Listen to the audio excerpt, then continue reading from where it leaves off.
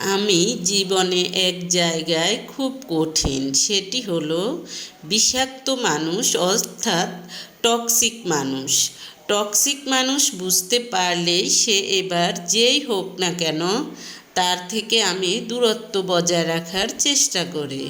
বিষাক্ত এনার্জি বুঝতে পারলে তাদের প্রতি আমার অন্তরে আর কোনো জায়গা থাকে না, একদম শূন্য অবস্থানে নিয়ে রিলিজ করে দিতে পারি। কারণ এদের পেট ভর্তি থাকে হিংসা, বিদ্বেষ, শয়তানি, নাফরমানি আর ক্ষতি করার নেশা। এই ধরনের মানুষকে আমি আশেপাশে রাখতেও নারাজ, সে যত আপনই হোক না কেন।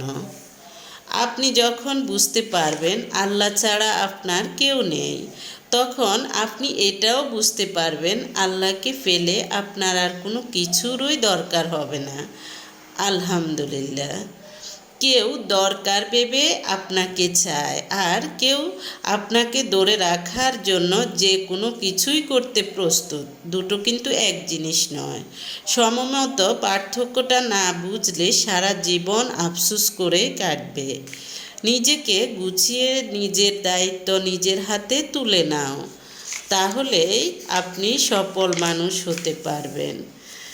আপনি যখন নিজেকে নিজে ভালো রাখতে শিখে যাবেন এবং নিজের মানসিক শান্তি নষ্ট না হওয়া থেকে নিজেকে প্রোটেক্ট করতে পারবেন, তখনই ম্যাজিক্যালি আপনার দিকে ভালো জিনিসগুলো আরও আসতে শুরু